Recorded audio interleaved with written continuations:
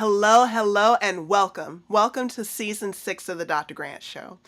Do you want to know the truth about portion control and weight loss? Well, hello, my name is Dr. Grant, and in this episode of my show, I'm going to talk about the truth about portion control and how it can help you lose weight. Now, a lot of people are misled into thinking that they need to starve themselves in order to lose weight, but that's simply not true. And I'm going to break down for you what you need to do in order to see results without depriving yourself of the foods you love. So stay tuned. I'm going to talk about 5 important points. Number 1, what is portion control? Number 2, how can you use portion control to lose weight? Number 3, what are some tips for controlling your portions? Number 4, are there any foods that you should avoid altogether when trying to lose weight using portion control? And number 5, how can you make sure that you're sticking to your portion control plan? Let's dive into the first topic. Let's go. What is portion control? This may seem like an asininely simple question that I'm asking here and asking you to explore, but hear me out.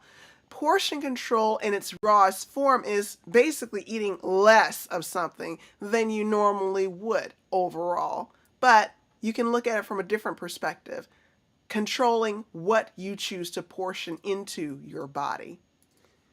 Leads me to the second point. How can you use portion control to lose weight? I want to blow this out the water for you because many of my clients in my digital wellness practice often think that portion control equals starvation. Use portion control in different ways.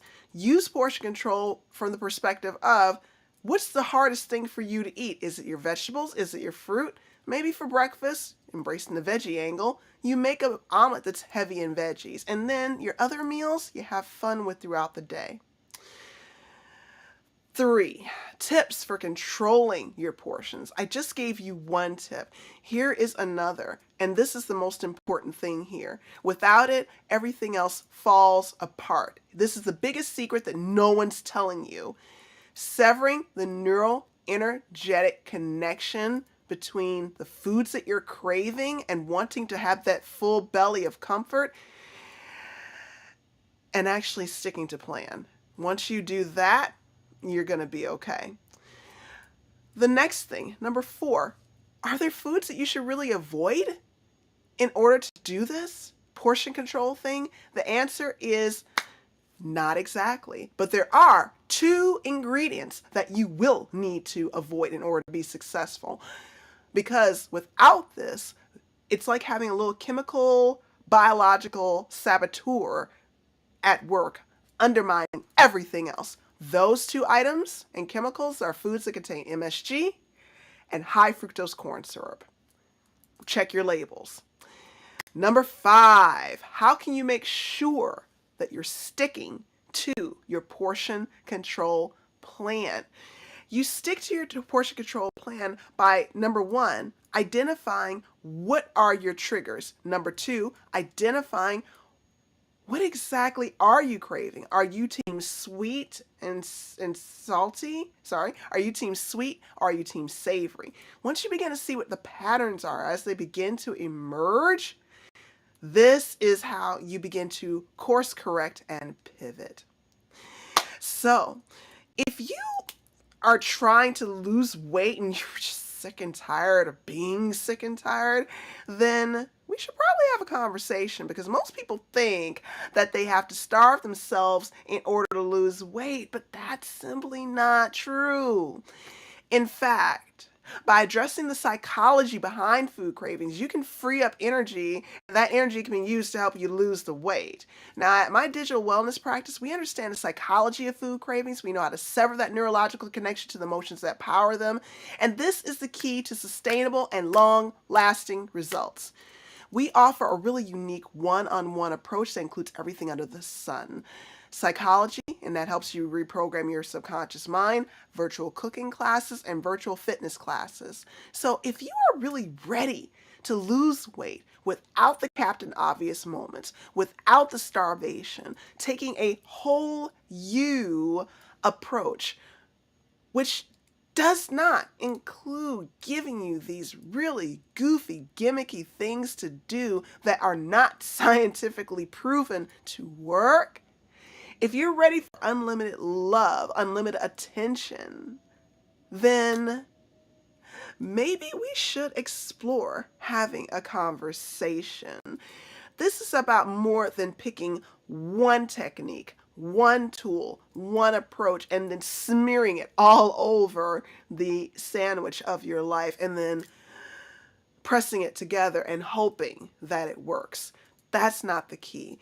The only key to making anything work, and you can pick and figure out what works once you know what works, but you can't figure out fully what works enough to truly make it sustainable until you identify what is the root driver and cause behind the behavior.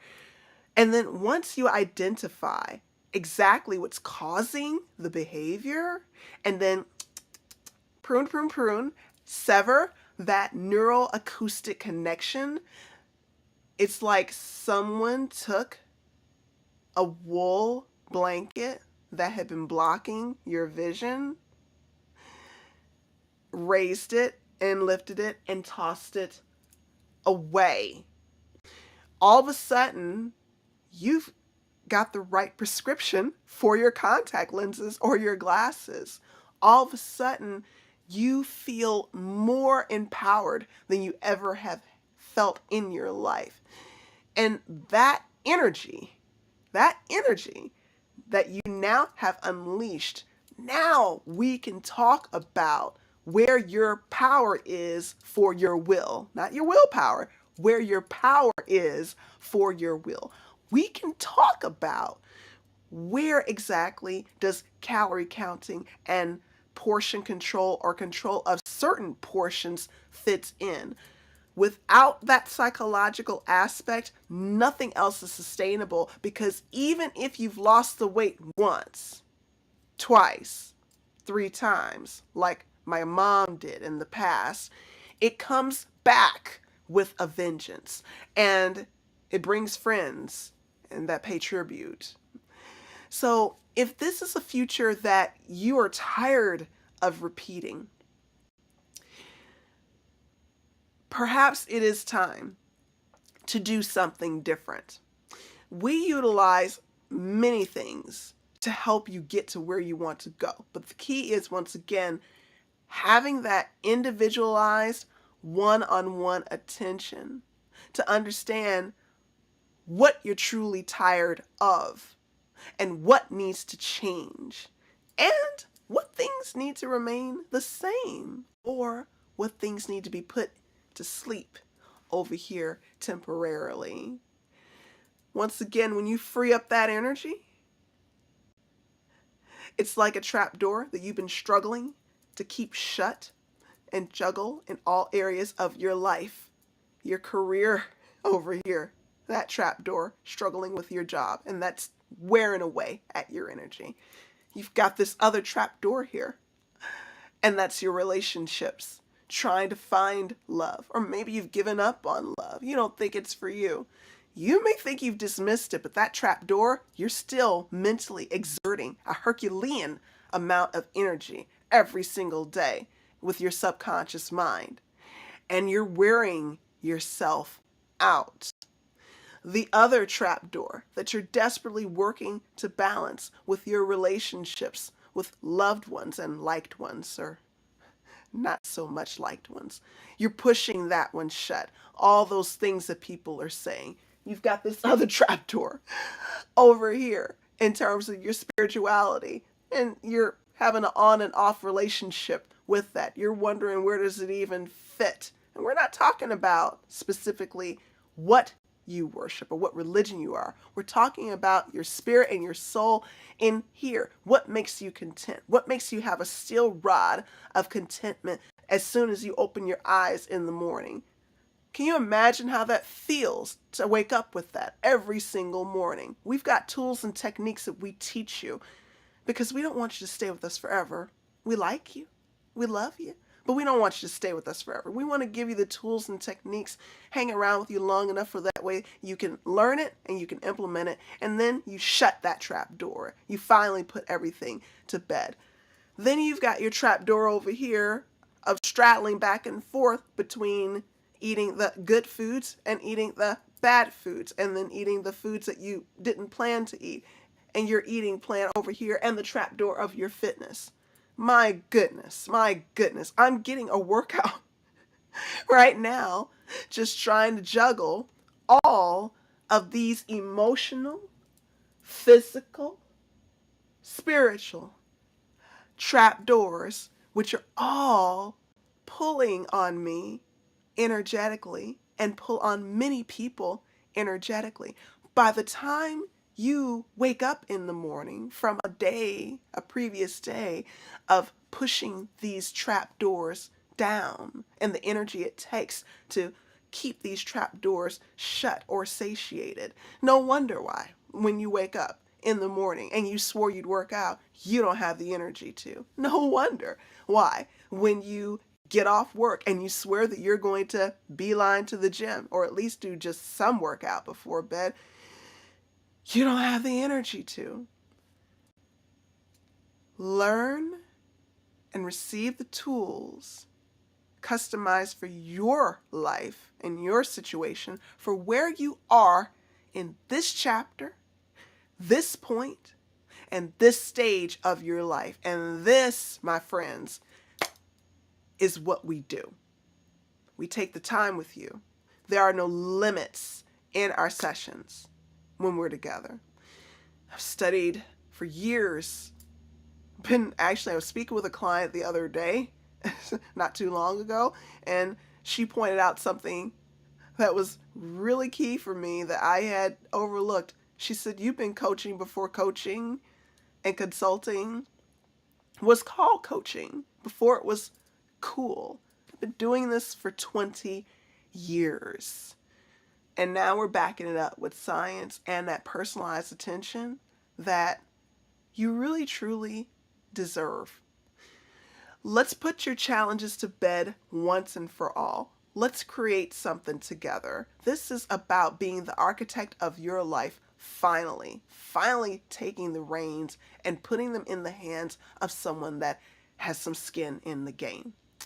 And you waking up every single morning feeling so much stronger than you felt before you closed your eyes last night.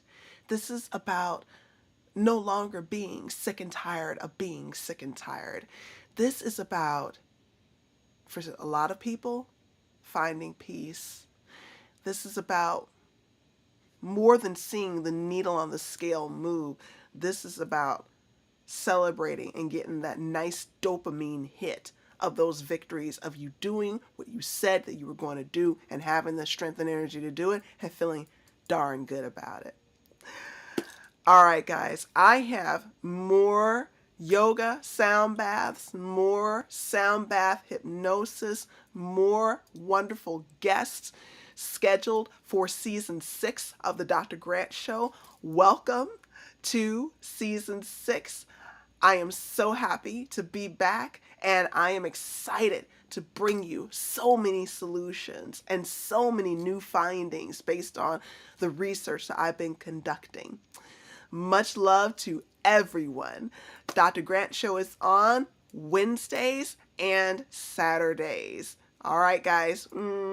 If you want to find me, feel free to reach out to me and send me a direct message on all social media platforms, or you can contact our offices directly at 312-601-8510, or look up the website on edibleaddiction.com. All right, guys, my name is Dr. Kirsten Grant, and welcome back to season 6.